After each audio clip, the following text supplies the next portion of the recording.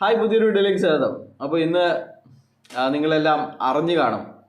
വളച്ചൊടിച്ചിട്ടാണെങ്കിലും നേരായിട്ടാണെങ്കിലും നേരിട്ട് കണ്ടിട്ടാണെങ്കിലും ഒക്കെ നിങ്ങൾ അറിഞ്ഞു കാണും നമ്മുടെ ഇന്ന് കോടതിയിൽ എന്താണ് സംഭവിച്ചതെന്ന്.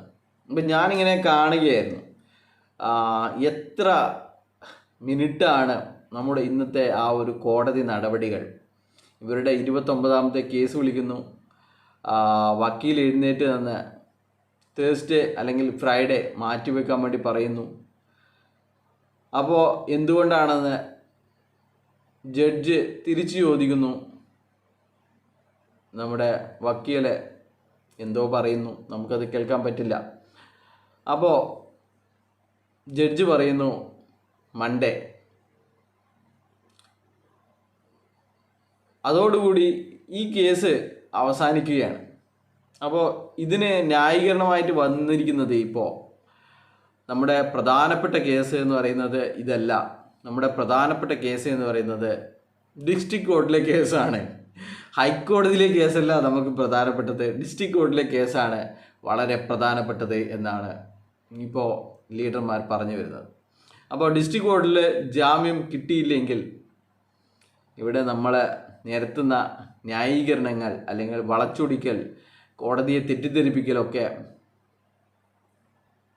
പിടിവീഴാൻ സാധ്യതയുണ്ട്. അതുകൊണ്ട് എന്താണ്, ജാമ്യം ലഭിക്കുമോ എന്ന് നമ്മൾ നോക്കട്ടെ. അതിനുശേഷം ചൊവ്വാഴ്ചത്തെ കോടതിയുടെ സമീപനം നോക്കിയിട്ട് നമുക്ക് അടുത്ത ദിവസം വ്യാഴാഴ്ചയോ വെള്ളിയാഴ്ചയോ നമുക്ക് കേസെടുക്കാം എന്ന നിലയിലായിരുന്നു ഇവരൊക്കെ ഉണ്ടായിരുന്നത്.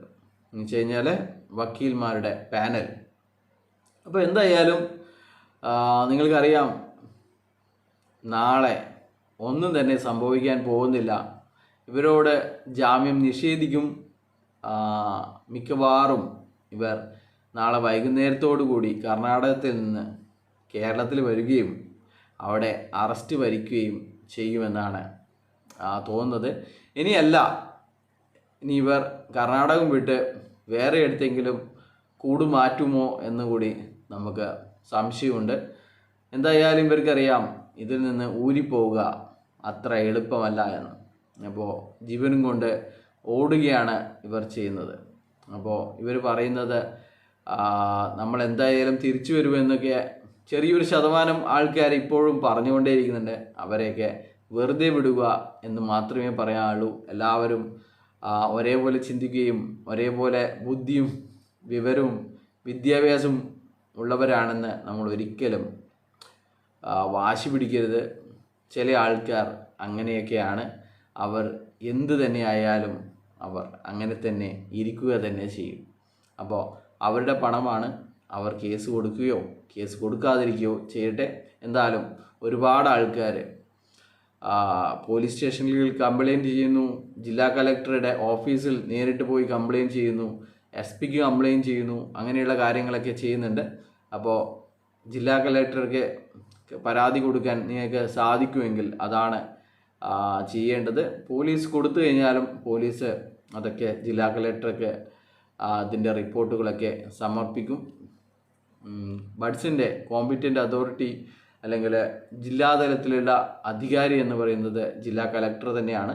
അദ്ദേഹം ചുമതലപ്പെടുത്തുന്ന ഉദ്യോഗസ്ഥനാണ് ഇതിൻ്റെ കാര്യങ്ങളുമൊക്കെ, അല്ലെങ്കിൽ നിങ്ങളുടെ ലയബിലിറ്റിയും കാര്യങ്ങളൊക്കെ നോക്കുന്നത് ജില്ലാ കളക്ടർ ചുമതലപ്പെടുത്തുന്ന ഉദ്യോഗസ്ഥനായിരിക്കും. അപ്പോൾ നിങ്ങൾക്ക് ഒരുപാട് പോലീസ് സ്റ്റേഷനിൽ ചിലപ്പോൾ ഇതൊന്നും ശരിയാവണ്ണം ശ്രദ്ധിക്കാനോ അല്ലെങ്കിൽ FIR ഇടാനോ ഒന്നും അവർ ശ്രമിച്ചു എന്ന് വരില്ല. അതുകൊണ്ട് നിങ്ങൾ വിഷമിക്കരുത്. നിങ്ങൾ കളക്ടർ ഓഫീസിൽ പോയി നിങ്ങളുടെ പരാതിയും പ്രൂഫും ഒക്കെ അവിടെ കൊടുത്താൽ മാത്രം മതി.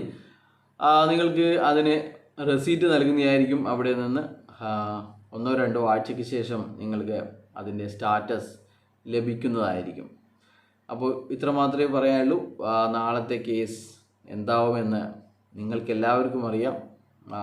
ഇവർ കീഴടങ്ങും എന്ന് തന്നെയാണ് ഞാനും പ്രതീക്ഷിക്കുന്നത്. ബൈ.